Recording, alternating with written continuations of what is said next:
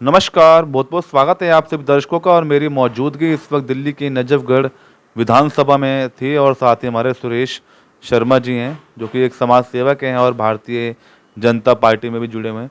Sir बहुत बहुत स्वागत है आपका सबसे पहले तो। थैंक यू सर आपका भी। अभी जीएसटी दरें पर जो अभी राहत दी है अभी मोदी सरकार ने, क्या लगता है आम जनता के जो हित के लिए किस तरह का सर ये राहत है जनता के देखो जी, जनता के लिए बहुत बड़ी राहत है और जनता इस बात से बहुत ही उत्साहित है कि जो लोग जीएसटी का विरोध कर रहे थे और मोदी जी का एक ही वायदा था कि भाई कुछ दिन परेशानी हो सकती है, लिए? बिल्कुल सर। कुछ दिन के बाद ऐसी नीति आएगी जो सब समाज के लिए, अपने गरीब तबके के लोगों के सबके लिए, लिए हर बिरादरी के लिए आएंगी। तो मोदी जी उसी योजना पर काम कर रहे हैं। तो अभी लोग जा रहे हैं, अभी जैसे दिवाली का अभी सीज़न है, अभी त्यौहार आ रहा है तो लोग शॉपिंग कर रहे हैं, तो उनको कुछ राहत मिल रही है इस चीज़ से, जीएसटी से? देखो, उसमें क्या है कि पार्टी ने भी एक योजना चलाई है।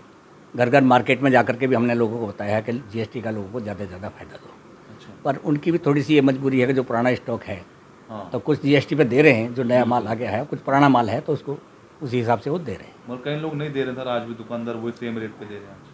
अगर ऐसा कुछ दे रहे हैं तो उसके लिए हमने एक टोल फ्री नंबर दे रखा है। टोल फ्री नंबर दे रखा सर हाँ आपने? जी, कि उसको जो है कि आप उस पर कंप्लेंट करो। अच्छा, आज की जो व्यवस्था है इस नजफगढ़ विधानसभा के सर, वो किस तरह की देखी जा रही है आज? अब 27 साल के सूखे के बाद भारतीय जनता पार्टी का शासन आया है और 27 साल के अंदर दिल्ली के अंदर क्या हुआ है। शीला जी के राज में तो कुछ काम हुए थे जो दिखाई दे रहे हैं सब लोगों को, बिल्कुल सर। मगर बीच में जो एक बहरूपीय सरकार आ गई हम्म। जिन्हें सब कुछ फ्री फ्री के नाम पर, जबकि फ्री कुछ नहीं था। लोगों का इस कान को छोड़ करके इस कान को पकड़ लिया गया था। 2018 में उन्होंने राशन कार्ड बनाने बंद कर दिए, जो गरीब लोग बहुत ज़रूरी चीज़ थी। 2018 से ही बढ़ावा पेंशन उन्होंने बंद कर दी, जो दिल्ली के लिए बहुत ही अच्छी योजना थी। बिल्कुल बिल्कुल। बाकी लोगों को फ्री फ्री कह करके, और फ्री भी किनका हुआ। देखो, आम जनता, आम महिलाएं तो डेली जाती नहीं है फ्री, बिल्कुल सही बात। वो तो महीने में 1-2 बार जाती हैं। जो रोजगार वाली महिलाएं हैं उनके लिए फ्री का फ़ायदा हुआ। अच्छा, तो तो आज जो पेंशन की आप बात कर रहे हो वो आज मिल रही है वर्तमान में तक? वर्तमान में पेंशन की स्कीम चालू करने के लिए हमारी मुख्यमंत्री जी ने एक योजना बनाई है और उस पर काम शुरू हो गया है। मगर आज 7 महीने हो गए सर, आज देखा जाए तो दिल्ली में इस हाँ, तरह का कोई विकास नहीं देखा जा रहा है। देखो, विकास नहीं देखा जा रहा 7 महीने में, इस बात से मैं सहमत हूँ। हमने शुरू से जनता से कहा था कि ये ऐसी चीज़ नहीं है कि तेल के पकौड़े नहीं है कि हम तुरंत बढ़ा देंगे। सोचने समझने के लिए कम से कम 1 साल का समय चाहिएगा। 1 साल अभी चाहिए अभी आपको? हाँ बिल्कुल, और 1 साल के बाद जनता अपने आप बताएगी कि मोदी जी की योजना वाकई घर घर तक पहुँच रही है और लोग संतुष्ट हैं। अच्छा, यहाँ के विधायक जो है नीलम पहलवान जी हैं, वो उनके काम बताइए सर। अब नीलम पहलवान जी का तो नाम ही काफ़ी है। वो शुरू से ही परिवार राजनीतिक में रहा है और भारतीय जनता पार्टी में आने के बाद तो एक और मजबूताई उनको मिल गई है, बिल्कुल सर। क्योंकि नाम तो अब तक निर्दलीय है। उनका नाम है ना, मगर जनता के विकास के लिए सर क्या कर जनता रहा के विकास के लिए तो ये परिवार ही वो है कि जो लोगों के हर मुंह पे लगा हुआ है कि विकास कर सकता है तो नीलम कृष्ण पहलवान परिवार ही कर सकता है। है? अच्छा। और इस विषय में हमारी कई बार मीटिंगें हुई हैं तो उन्होंने यही बात रखी है कि अभी कुछ दिन का समय दीजिए, नजफगढ़ को तो इतना चमका देंगे, जो 10-12 साल में और पीछे गया है ना उसको भी और आगे ले जाकर दिखाएंगे और नजफगढ़ को नंबर 1। तो ये लगता है आपको सर ये सब ये हो पाएगा सर? हाँ बिल्कुल, पूरा संभव है आप? पूरी संभावना है।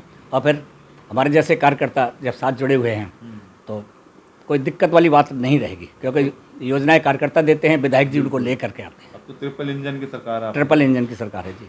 अब तो कहीं विपक्ष भी नहीं है आपके आगे, अब तो काम होना चाहिए दिल्ली के अंदर। बिल्कुल बिल्कुल। अच्छा, आप कब से हैं राजनीति में सर? वैसे शर्मा जी कब से आप जुड़े? राजनीति में तो मैं सन 90 से जुड़ गया था जी। 1990 से? 1990 से, 1980 से स्वयं सेवक हूँ और 90 में जुड़ गया था। उससे पहले मैं बदरपुर में था जी वहाँ। अच्छा, बदरपुर। हाँ जी, बदरपुर में भी महरौली ज़िले के अंदर संगठन मंत्री था चौधरी रतन सिंह जी के साथ।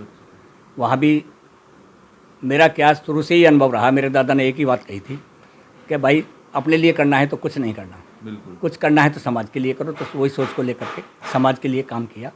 वहाँ भी लोगों ने बड़ा प्यार दिया और यहाँ नजफगढ़ में आने के बाद भी 93 में आने के बाद जी सर। भाजपा ने मुझे जो कद मान सम्मान दिया गया, जितने भी इलेक्शन हुए उन इलेक्शनों में मेन ड्यूटी मेरी लगती थी, अच्छा, हर इलेक्शन? हर इलेक्शन में।